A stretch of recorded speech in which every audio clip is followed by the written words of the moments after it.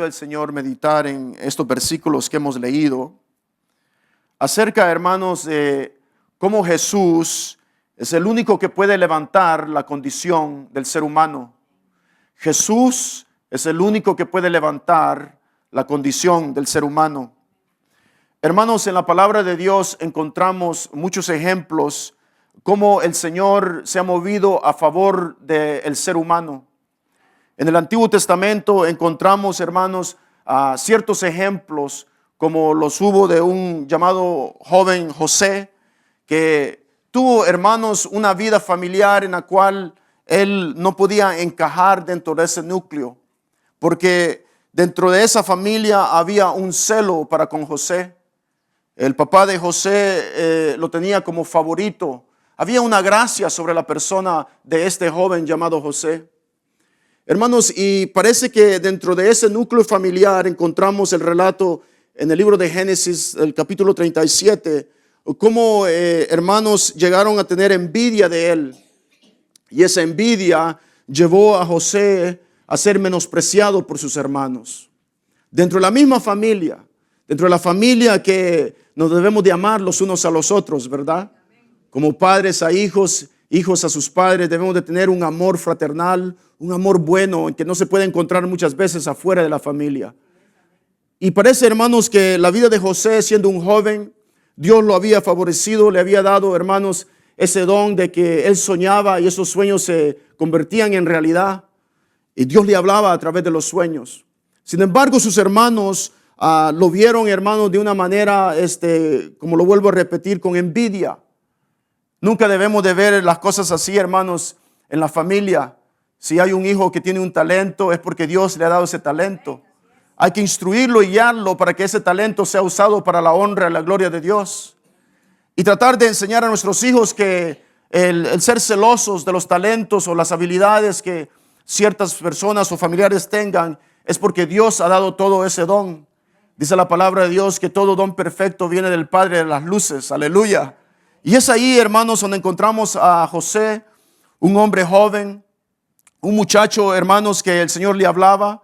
Sin embargo, sus hermanos lo llevaron un día y, hermanos, lo quisieron matar.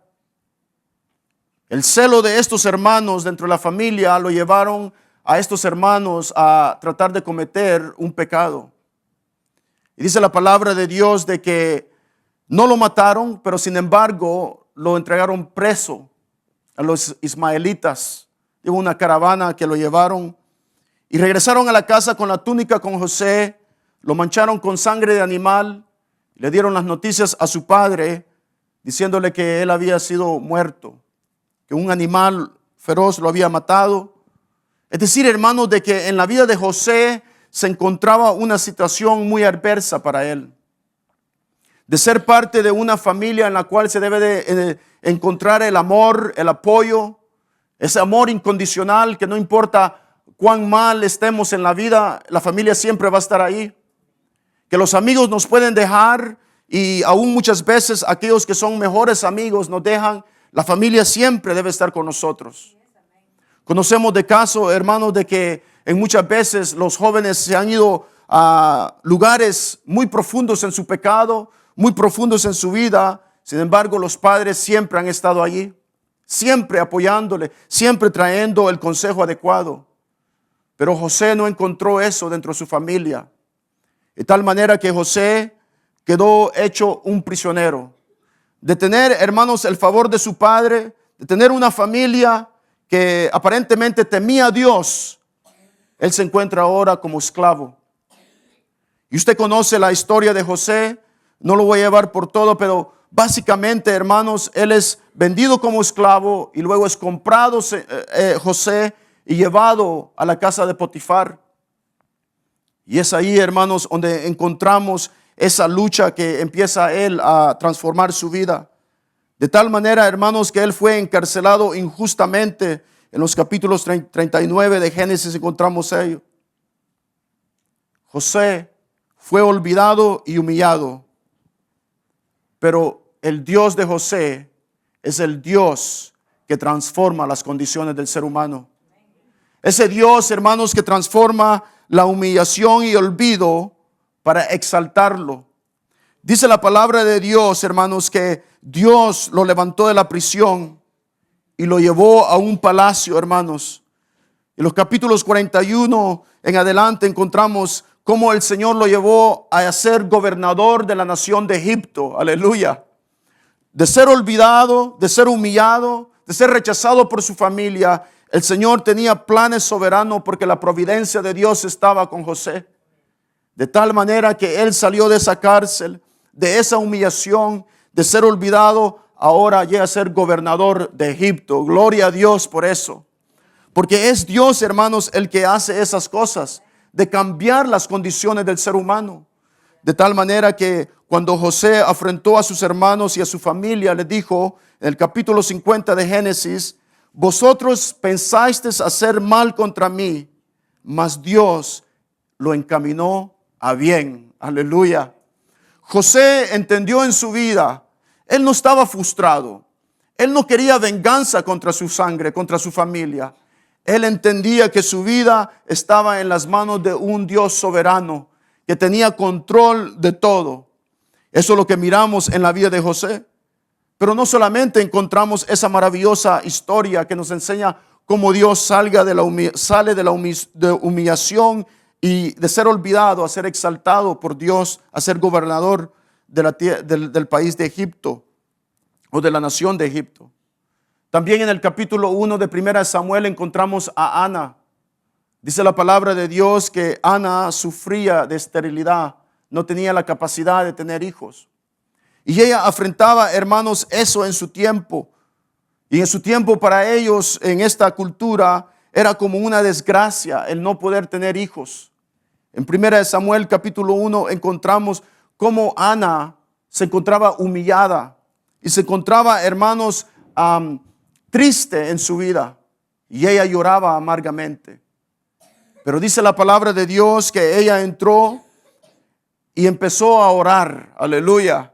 Empezó a clamar al Dios que es proveedor de la vida, al Dios que provee a aquellos que son necesitados. Por eso la oración, hermanos, es poderosa. La oración cambia, hermanos, la condición de la vida del ser humano. Y Ana había entendido eso. Por eso ella entró al templo con ese deseo de orar. Pero entró, hermanos, con ese pesar sobre su vida. Aleluya. Me acuerdo de la historia de un hombre de Dios, David Branagh. Dice la palabra de Dios que él quería orar, pero quería orar con ese fervor que viene de lo alto. Y él quería orar por los enfermos. Y dice en el relato de que él empezó a orar, se fue a su lugar a orar y le empezó a pedir al Señor que él quería orar por los enfermos. Y dice que en ese momento él sintió que la parte baja de su cuerpo no la sentía. No sentía su cuerpo. Y entonces él empezó a clamar: Señor, ayúdame, ¿qué me está pasando en mi cuerpo? Pero él empezó a orar con esa oración eficaz. Experimentó ese momento en su vida para orar por la necesidad de los enfermos. Porque muchas veces nosotros oramos por la necesidad de otros, pero no sabemos lo que están pasando ellos hasta que pasamos nosotros por esa vida. Y Ana estaba pasando por ese tiempo. Un tiempo difícil para ella. Sin embargo, ella derramó su alma delante de la presencia de Dios en su oración. Muchas veces, hermanos, eso puede ocurrir en la vida del ser humano. El Señor la levantó de su dolor y le dio al hombre de Dios que conocemos como el profeta Samuel. Así es de Dios de grande. Así es de Dios cuando Él llega a la vida del ser humano, ya sea un jovencito como José o ya sea una mujer estéril como lo fue Ana. Y por eso ella expresó las palabras en 1 Samuel capítulo 1 versículo 27. Dice: por este niño oraba y Jehová me lo dio lo que le pedí. Aleluya. Ese es nuestro Señor. Ana pasó aflicción y la burla, pero de eso se transformó en alegría y gozo porque Dios fue fiel para ella. Dios, hermanos, estos ejemplos los traigo para que nosotros no olvidemos que no importa qué condición o qué situaciones estemos pasando en la vida, Dios es grande y poderoso para transformar esas condiciones. Tal vez nosotros mismos estemos pasando algo así. Muchas veces, hermanos, tenemos situaciones en nuestras vidas que nos afrentan diariamente. Tal vez, hermanos, hay una situación en la cual pensamos que hemos sido olvidados. Tal vez, hermanos, pensamos que hemos sido menospreciados. Pero Dios tiene un plan para nosotros. Como lo tuvo con José, que lo levantó de ser olvidado y humillado a ser un gobernador de la nación de Egipto. Pero fue Dios el que cambió esa condición en la vida de él. Y de la misma manera podemos pasar tiempos difíciles de frustración y amargura, como Ana lo pasó, y podemos pasar a la alegría y el gozo en la fidelidad de Dios para nosotros.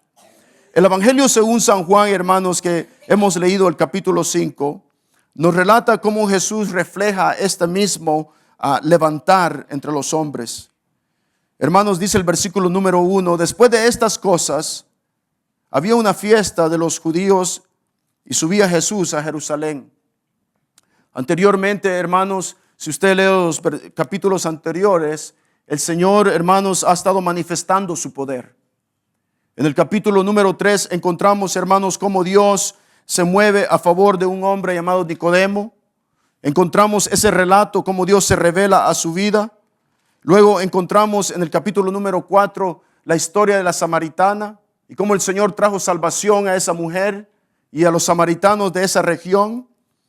Y después, hermanos, en ese mismo capítulo, al final del capítulo, encontramos cómo el Señor da la respuesta al clamor de un padre cuyo hijo se estaba muriendo de enfermedad.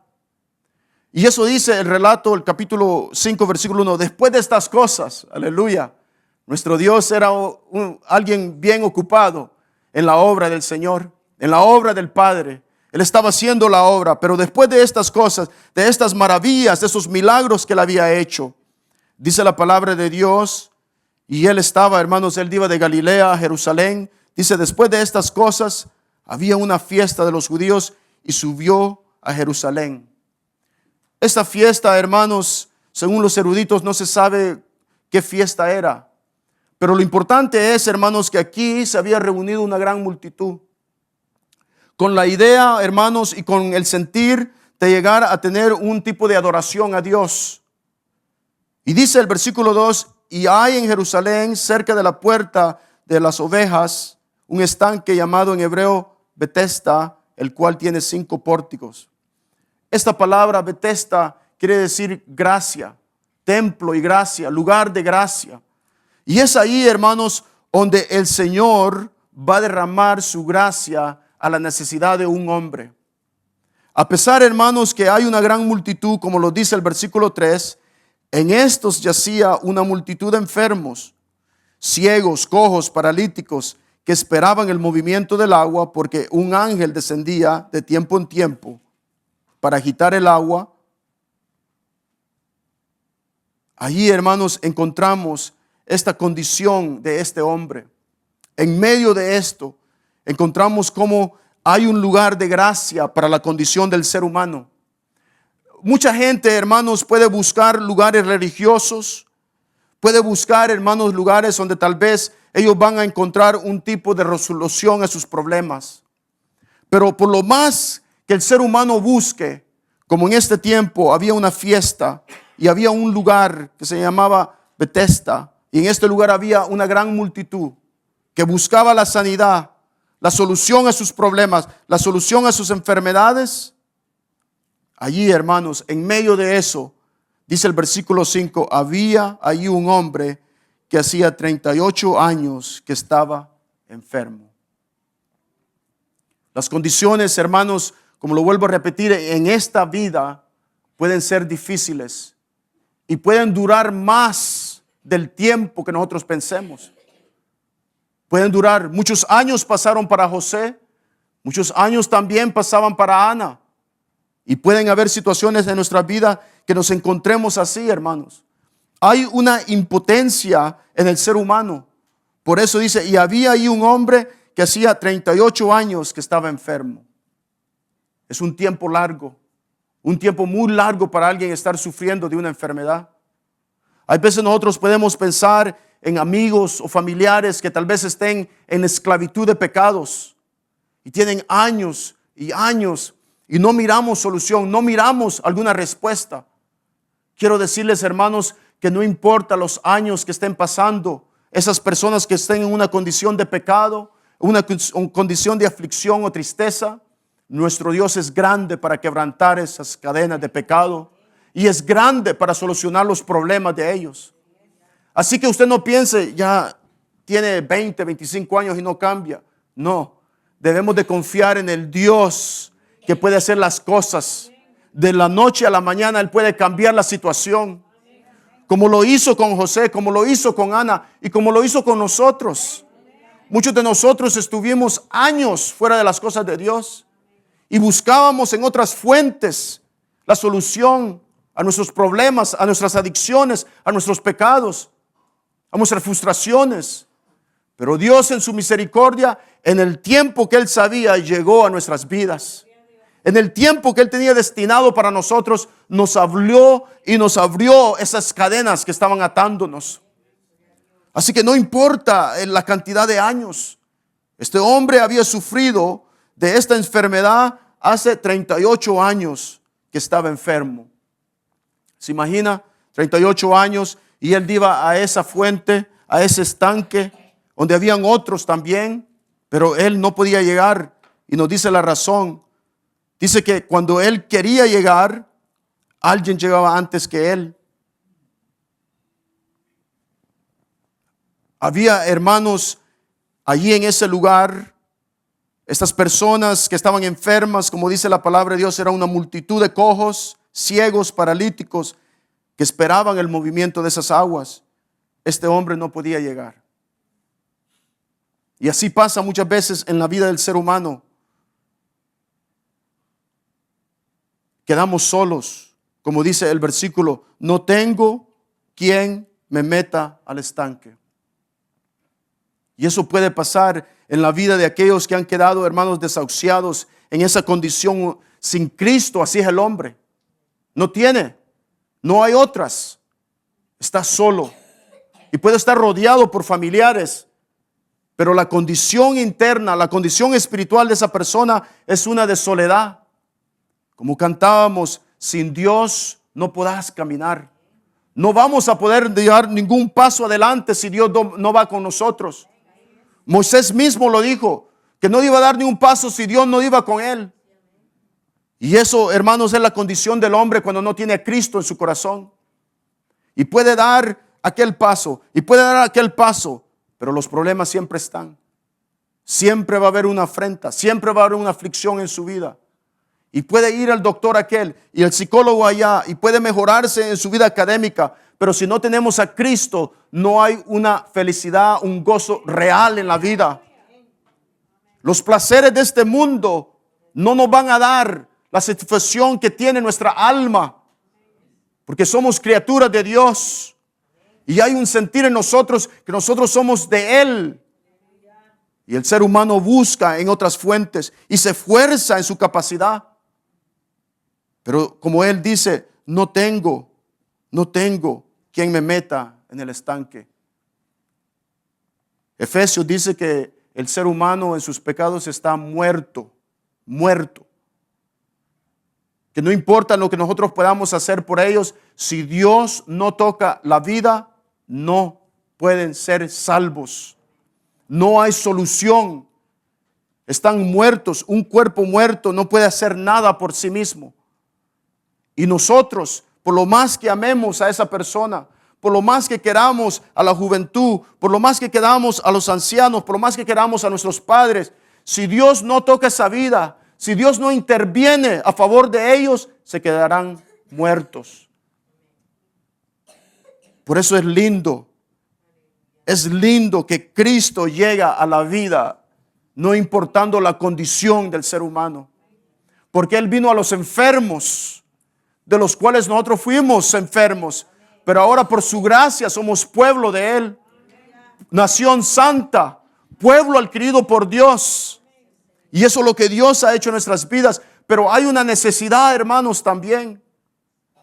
Hay personas que están en esta condición buscando una fuente de alivio, una fuente de solución a sus vidas. Pero sabemos que sin Cristo nunca la van a encontrar.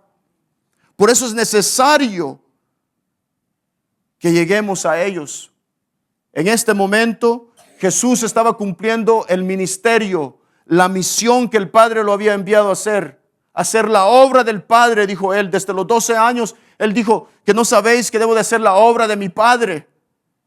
Y aquí él está haciendo la obra de su Padre. Pero Jesús ya no está en esta tierra. Él se ha ido a la diestra del Padre a interceder por su pueblo. Pero él no nos ha dejado a nosotros sin el amparo de lo alto. Nosotros ahora tenemos la responsabilidad de asumir eso, y amado. Cristo en nosotros puede ser la solución para las personas que no tienen a Cristo.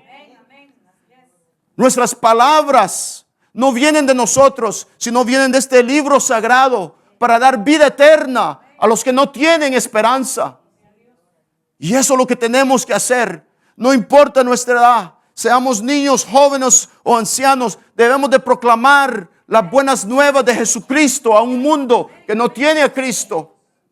Y lo podemos hacer a través de la prédica, lo podemos hacer en nuestros trabajos, lo podemos hacer en la calle, donde quiera que vayamos, a través de nuestra conducta, a través de nuestros frutos, podemos dar testimonio que Jesucristo vive y Él puede salvar al perdido. Y Él puede traer solución a los problemas de la vida del ser humano. Y que no pueden, hermanos, ellos solamente estar con la multitud y nadie le ayuda, porque este mundo nadie le ayuda. Ahí lo miran al pobre hombre, son como el hombre del samaritano. ¿Se acuerdan aquel sacerdote que solo lo vio de lejos, el buen samaritano? Ahí lo dejó golpeado, moribundo. Y el religioso siguió adelante. Yo para el culto voy, dijo. Voy a llegar tarde. En vez de hacer la obra de Dios, que era más importante. Hemos visto personas aquí de la congregación y hoy no están con nosotros. Hemos llamado, les hemos dicho, hermano, ¿cómo está? Hermano, aquí estoy, quiere que ore por usted. Pero es el sentir de Jesús. Jesús lo hizo en su tiempo. ¿Acaso no somos cristianos, seguidores de Cristo? Por lo tanto, debemos de seguir ese ejemplo que el Señor nos ha dado. Porque hay un mundo que se está perdiendo. Hay un mundo necesitado de sus palabras, de una llamadita, de un mensaje, de un aliento. Decirle, hermano, vamos, levántese en el nombre de Jesús. Levante esas manos caídas y esas rodillas paralizadas, dígale que el Señor es poderoso para levantar a los muertos. Pero, ¿qué haremos, hermanos, entonces, si Cristo nos muestra la condición sin Cristo del ser humano? Es una condición triste. Es una condición que Él dice, no tengo quien me lleve. No tengo. Usted puede ver los jovencitos bien vestidos, bien presentados, bien oponientes y fuertes, pero dentro de esa vida, de ese niño, de ese joven, hay una necesidad profunda. Y no tiene quien le ayude. No tiene una voz. Se puede ver la señorita bien presentada y todo, pero hay una necesidad profunda en el corazón. Son muertos vivos. Son personas, ancianos, que ya tienen su vejez, han vivido la vida, pero dentro de ellos hay una necesidad también. El Señor no vino a hacer acepción de personas. Él le predicó a todos. Dijo, dejad los niños venir a mí, porque de tales es el reino de los cielos. Aleluya. Jesucristo fue grande en misericordia. Nosotros somos llamados a asumir ese rol, esa posición. Es la gran comisión. Somos una misión y es solo una misión. Y es de proclamar las buenas nuevas de Jesucristo a las naciones. No importando qué condición social tengan, no importando qué edad tengan. Debemos de proclamarla, porque este hombre se sentía desamparado. No tengo quien me meta en el estanque. Estaba lejos, pero gracias a Dios que la gracia había llegado a este hombre ese día. Bethesda, casa de gracia, aleluya. Ahí llegó el que da la gracia, el que es la gracia, Jesús. Jesús, nuestro gran Salvador. ¿O acaso no ha demostrado gracia a nosotros el Señor? Por la gracia de Dios, han habido momentos en mi vida que he tenido luchas y pruebas, y si no hubiera sido por la gracia de Él, no estuviera acá. ¿Cómo puedo olvidar la gracia del Señor para mi vida y no compartirla con el necesitado? Y esa es la responsabilidad que yo tengo. Porque Él ha demostrado gracia a mi vida, yo debo demostrar gracia a mi prójimo. Y no importa en qué condiciones se encuentren. Si la gracia de Dios está en mí, yo debo de dar esa luz. Debo de dar esa gracia que me ha sido dada. Porque de gracia hemos recibido, de gracia damos al necesitado. Pero este hombre se encontraba en esa situación. Y Jesús inmediatamente, que es un varón maravilloso, versículo 6 le hizo, cuando Jesús lo vio, grande es la misericordia de Dios. Jesús lo vio. Yo me imagino y me pongo a pensar con qué ojos lo vio Jesús a este hombre. Qué ojos tiernos, qué ojos de compasión y misericordia a la necesidad de él. Mire, hermanos, aquí dice la palabra de Dios que hacía una multitud. Es decir, que había muchos. Hay muchos enfermos, hay muchos ciegos, paralíticos, cojos. Pero Jesús puso su mirada en uno. Aleluya. Dice el versículo 6, cuando Jesús lo vio. Y eso es lo que Dios ha hecho a nosotros. Él nos vio. Entre tantos jóvenes, dijo, César, ven. Aleluya. Y a usted también lo llamó. Le dijo ese día, lo llamó por nombre. Él es tan amoroso. Yo no entiendo por qué me llamó, pero le doy gracias. Le doy gracias. Estoy agradecido con Él. No sé lo que vio en mí, pero Él me vio. Y lo ha visto a usted también. Y el Señor está viendo la humanidad. Y así vio a este hombre. Dice el versículo 6, cuando Jesús lo vio. ¿Cuándo? Eso es, hermano, hay veces pasamos años. Los hombres sin Cristo pasan años. Y ellos no reconocen que es la gracia, la misericordia de Dios. Pero un día, si estamos en la mirada del Señor, el Señor los va a llamar. Los va a llamar de esa manera de vivir. Dice, y cuando Jesús lo vio acostado y supo que llevaba ya mucho tiempo así, le dijo, ¿qué quieres? Perdón, ¿quieres ser sano? Le dice. Aleluya. ¿Quieres ser sano? Le dice. El Señor inmediatamente le hace esa interrogancia a él. ¿Quieres ser sano? Jesús va directo a la necesidad de ese hombre, a la necesidad del corazón. ¿Quieres ser sano? Le dice.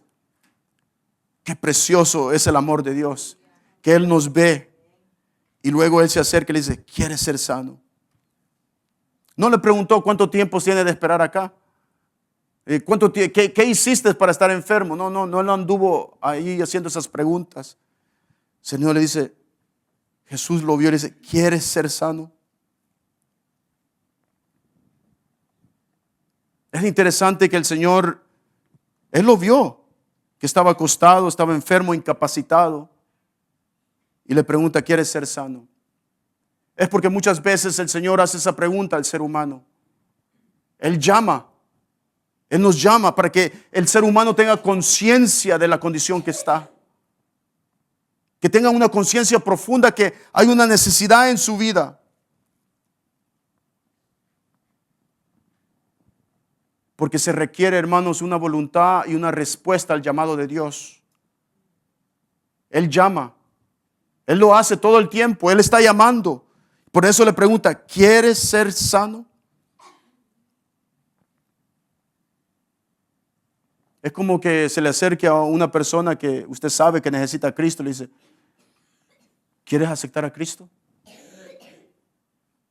Y empezar a crear conciencia dentro de ellos para que sepan quién es Cristo para su vida y cuánto lo necesitan. Es crear conciencia del ser humano. Porque hay gente que solo levanta las manos, sí, sáname, ya estuvo. Sí, me vas a arreglar los problemas, me vas a dar trabajo, vas a sanar a mi hijo, está bien, yo te sigo si lo haces. Poniendo condiciones. Pero el Señor hace la pregunta para que el ser humano tenga conciencia de lo que está haciendo. Para que sepa que seguir a Cristo o recibir algo de Dios no es cualquier cosa. Si hemos recibido una bendición de Dios, es para que nosotros seamos responsables de esa decisión que por la gracia de Dios podemos tomar. Pero Él quiere abrir conciencia. Yo sé que es la operación milagrosa de Dios, pero a la misma vez el ser humano tiene responsabilidad ante el Evangelio. Cada vez que lo escuchamos, cada vez que se nos presenta la palabra de Dios, hay una responsabilidad del oyente. Por eso es necesario que nosotros entendamos y tengamos conciencia. ¿Quieres ser sano?, le dice. Nosotros también tenemos que ser receptivos y decir, bueno, ¿qué es lo que Dios quiere que yo haga? El Señor me está preguntando esta tarde. Porque podemos entrar y salir lo mismo. Y Dios no quiere eso, sino que Él quiere transformar la vida de la condición que teníamos a levantarnos para ser instrumentos en sus manos, como lo fue José, como lo fue Ana, que fue la madre de un profeta. Aleluya. Pero eso es lo que Dios hace. Pero cobrar conciencia, ¿quieres ser sano? Esta noche el Señor nos pregunta, ¿qué quieres hacer para el reino de Dios? ¿Qué necesitas en tu vida? Yo no puedo darle nada, pero este Cristo le puede dar todo lo que necesitamos. Aleluya. Es Jesucristo el que puede suplir la necesidad en nuestras vidas, pero es para cobrar conciencia.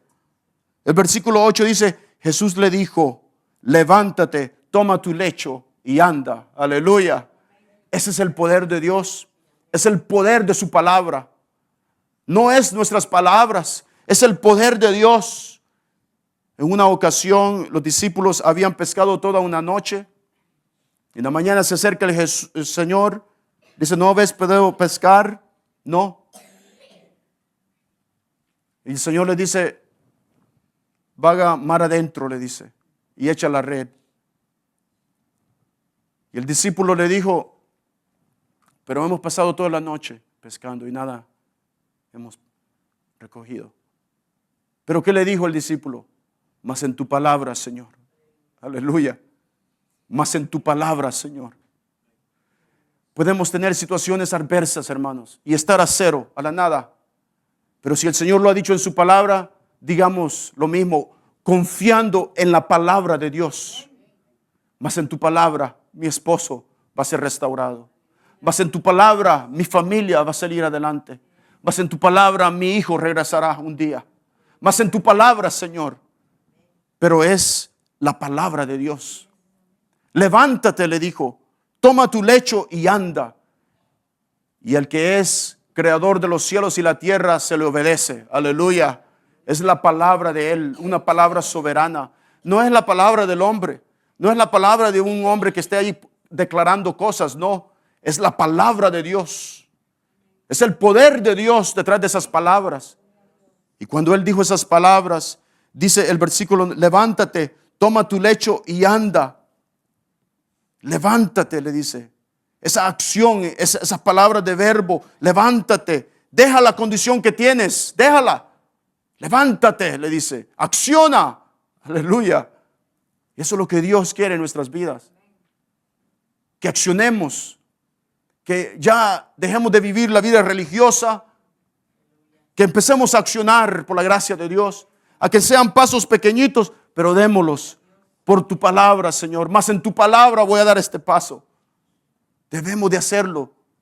Y eso dice, levántate. El otro, toma tu lecho. Otro verbo, toma, acciona. Y anda, le dice. Eso es otra acción también. Eso es lo que el Señor quiere. El Señor quiere una vida práctica. No una vida religiosa. Que venimos los domingos solamente, estuvo buena la palabra, qué lindo, qué bueno. Pero luego, ¿qué del hombre que no tiene a nadie que lo lleve? ¿Qué del necesitado? ¿Qué de los José y las Anas? Si el Señor nos ha puesto en esta tierra con vida, es con propósitos divinos, aleluya. Y es para llevar esa palabra de poder. Y que esa palabra, el Espíritu Santo, haga una obra maravillosa en esas vidas. Ninguna de sus palabras caerán al suelo si van de la palabra de Dios y respaldadas por el Espíritu Santo. Porque es Dios el que hace la obra en estas personas y en esta condición. Jesús habla y hace las cosas que son imposibles para el hombre. Jesús le dijo, levántate, toma tu lecho y anda.